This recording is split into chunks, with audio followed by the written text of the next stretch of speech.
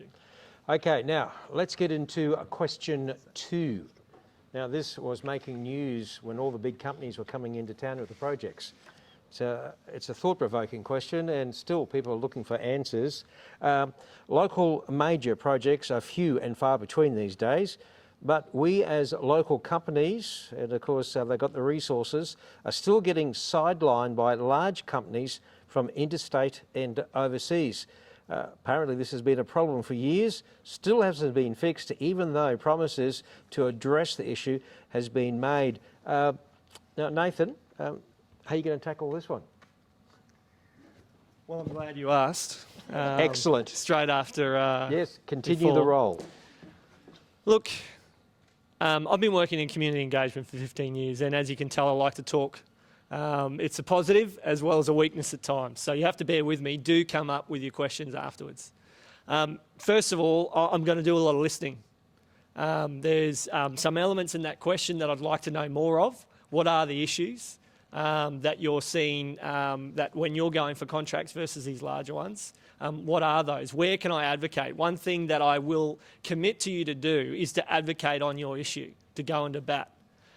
So one of the things that I'd like to do, I'd like to review the process of the tender process. If we talk about some of the work done at the Cap Coast or the correctional facility, we've got all the locals doing the work, but you've got someone in a larger city or interstate company giving the orders. We need to review that process to work out, well, there's local bodies and local firms here that can do the work, and let's look at breaking down the structure of a project. Can we give different aspects of the project to local firms that we know they can complete that and spread it around where it's needed?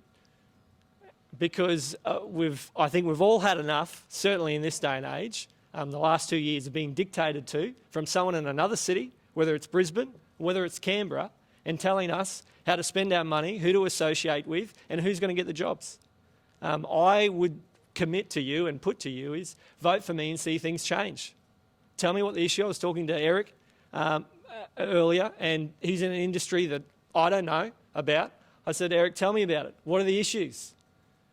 Because I'm a talker and I'm a fighter. And so it's clear that we can't have captain calls on people who have relationships somewhere in Canberra, somewhere in Brisbane, and rolling out those contracts, but we're doing all the work.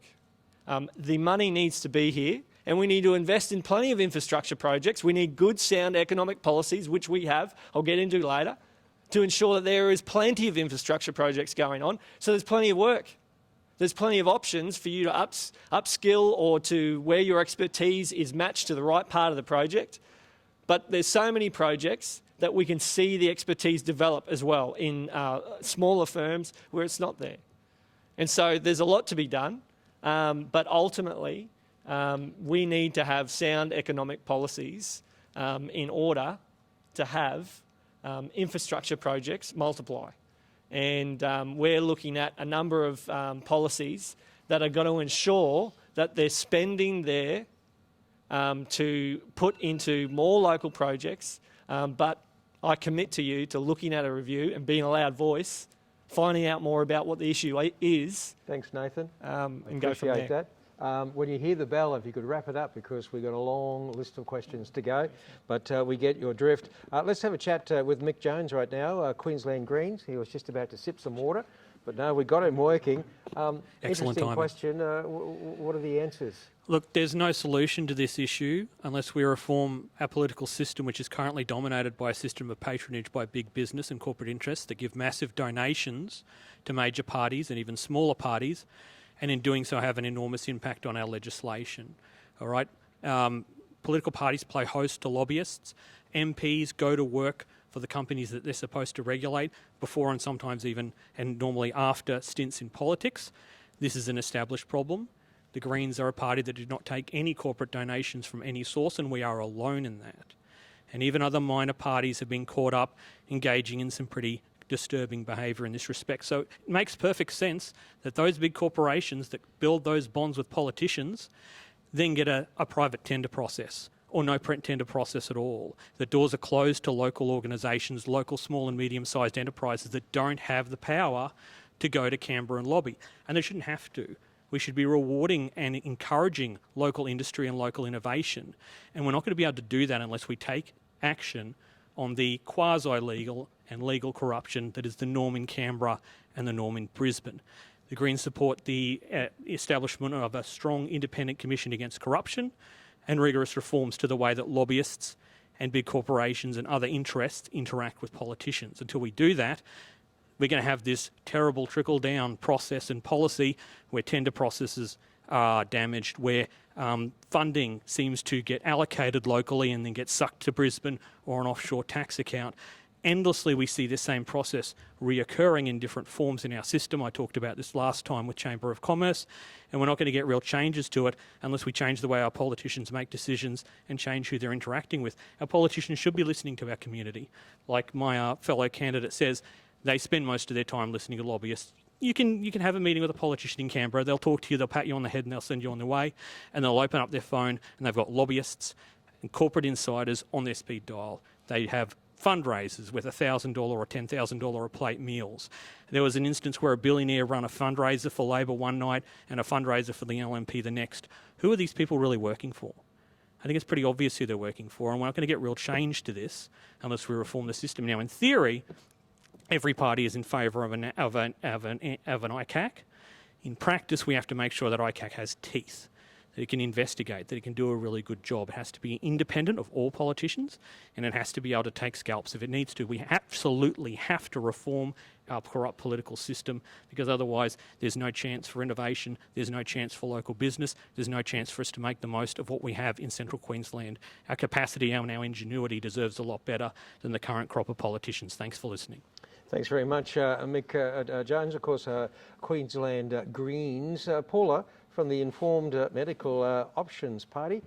There's been a few good answers. What about yourself? Have you nutted it out? The Informed Medical Options Party believes the only way forward for good government is raising the bar, demanding truth, transparency and accountability in all government decisions.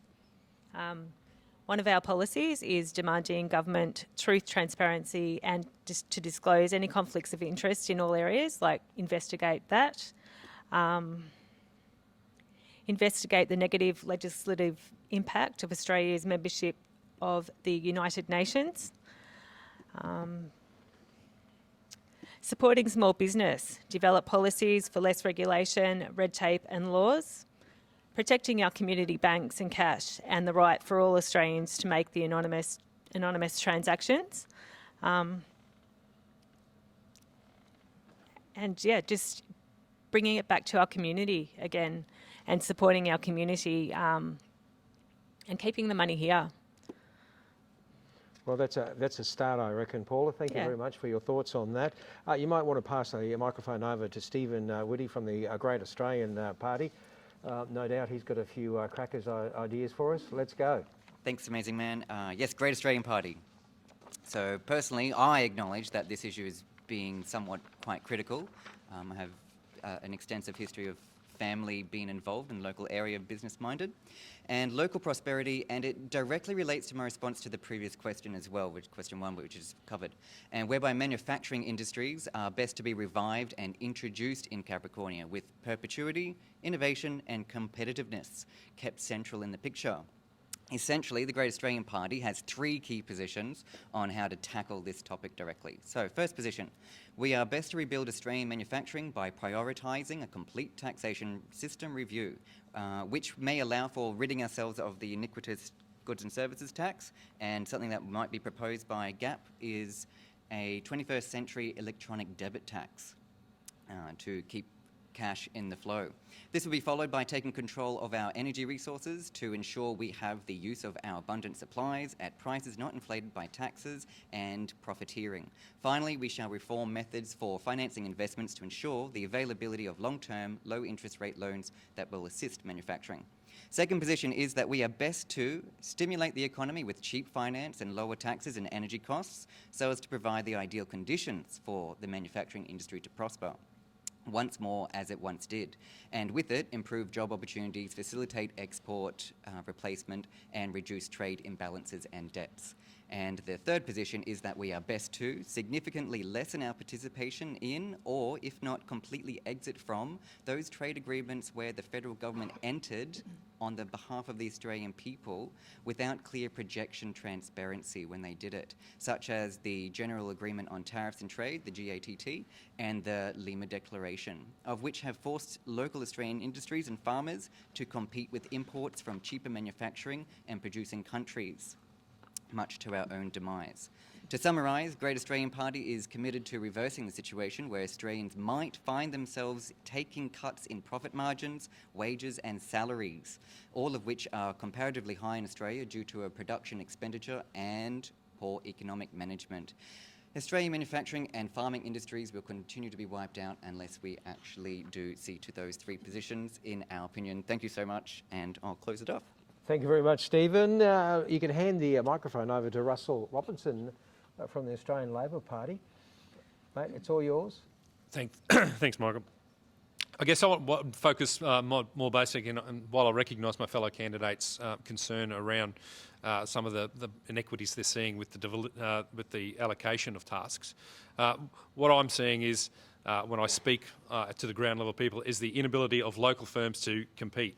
So what we're seeing is basically the person that gets the first nod is not from Rocky, is not from CQ.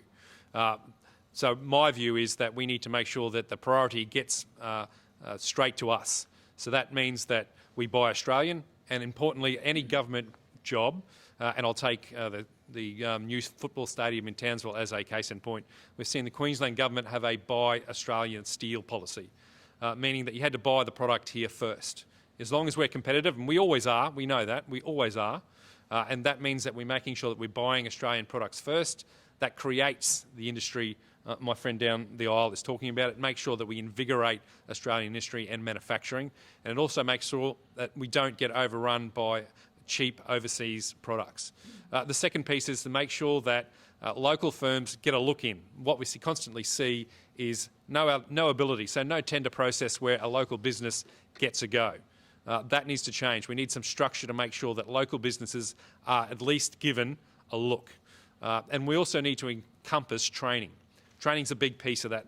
That if you're doing a large government project, and we're seeing them around Rockhampton, be it the ring roads and the like, that there should be an obligation for these projects to make sure that they have a ratio, and the Australian Labor Party is putting forward a 1 in 10 ratio to make sure that at least one out of those 10 employees that are working on that project, be it an apprentice, a trainee, a cadet, must be employed. That's going to help provide more jobs and make sure that the local, and I mean our local kids, our local families, get that ability and get that exposure, that training in these projects. Instead of bringing in, shipping in outside people, shipping in outside companies, make sure that our locals get a piece. That means more jobs and more future. That means that when we come forward in the future, that we've already trained our local people. That's a big plus for us, and that's a must when we consider how much money federal governments put into these election cycles. Thanks, Michael. Thanks very much, Russell. And if you could pass the microphone along to Kylee, of course, One Nation. Kylee, you know the question. What's the solution? Okay, so definitely, as you just said, definitely need to upskill. We definitely need more apprentices, etc. And we absolutely back all of the legislation around assisting employers to take on more apprentices and helping them at a financial level to bridge the gap with the skills shortage. But as for foreign-owned contractors, One Nation will legislate a clear definition of national interest. And many large interstate businesses are foreign-owned, which means in many cases our local dollars are not only leaving our region, but also often our country. Tenders should only be answerable by skilled companies within a certain distance of the region, unless specific skills are required that are not available within the said region. It's time to stop the rorts and put an end to the jobs for mates culture the current government, both state and federal, internally promote. That's excellent. Short, sweet, precise. You knew what you were talking about. Pass the microphone on to Zteven Murphy, of course, the Liberal Democrats. Mate, we're all ears. Way to go, already. Thank you very much. Look, I agree with a lot of what Nathan just said. I could pretty much repeat his speech word for word, and it would be very similar to what I believe in. But I want to look at this question, I want to pull back a bit and have a look at it.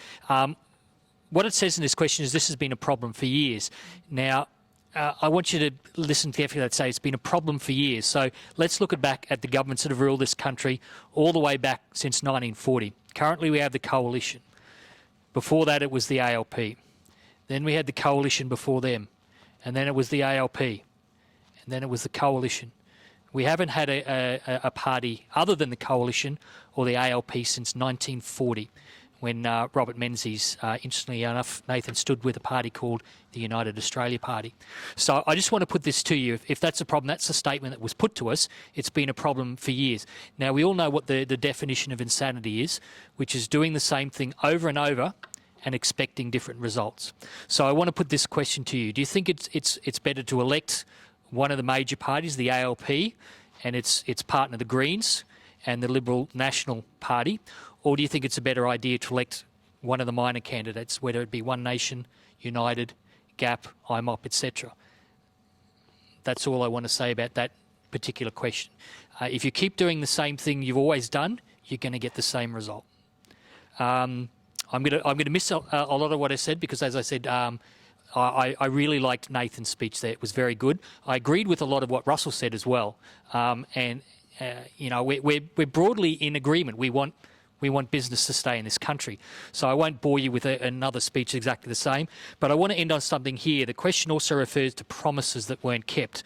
Now, it's clear to me we're in an election cycle. You've got the two major parties who stand up and spend a lot of time on our television, yelling at a television screen, telling, what the other party's done to fail them. And they do this at every election cycle. Now, for me, and I'm going to give you my opinion on this, I look at this and I see the state our currently is, and I often don't believe most of what's coming out of the mouth. But when they're criticising the other and saying what they're doing wrong, that's about the only thing I believe that comes out of their mouths nowadays. So I just want to end it on that one. I want to reinforce it. If you keep doing the same thing every year, you're going to get the same result. So, thanks very much, Zteven Murphy. There we go. Sorry, I thought no, you that's were fine. wrapping I'll it end up. it there.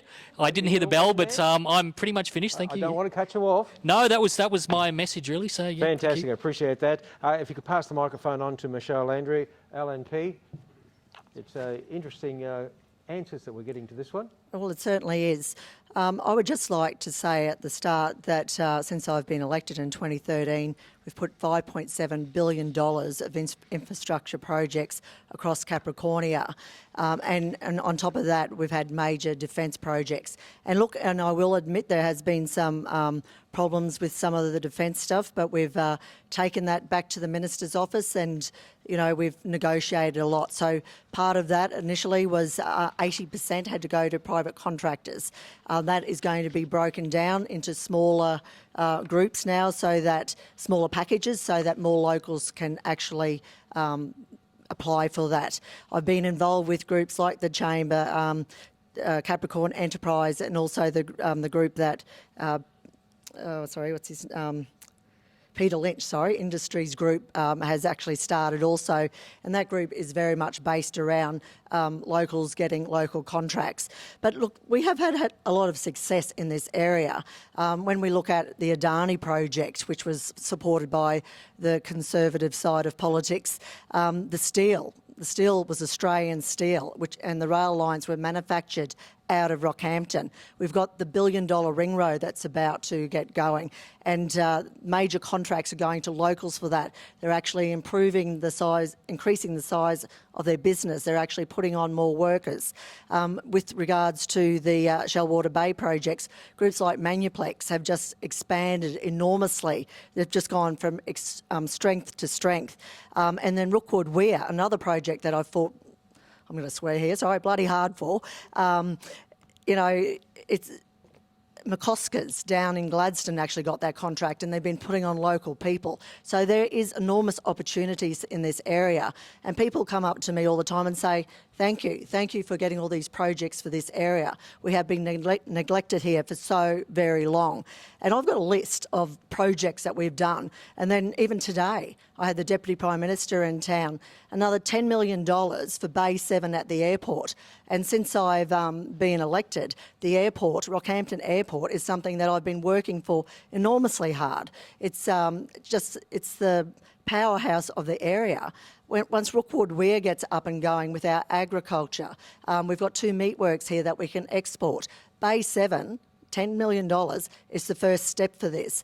We're going to build a warehouse there that's going to have cold storage, dry storage, that Rockhampton can become this focus point that we can export all across the world. So there's enormous opportunities right here on our doorstep. So I encourage people, to skill up. That's what you need to do. Because you work and live in this area doesn't necessarily mean you'll get a contract. What you have to do is make sure you have the skills to do it, and there's a lot of organisations around here to help you. But, if re-elected, I will continue to fight and provide infrastructure for this area. Fantastic. Now, Michelle, hold that microphone. Yes.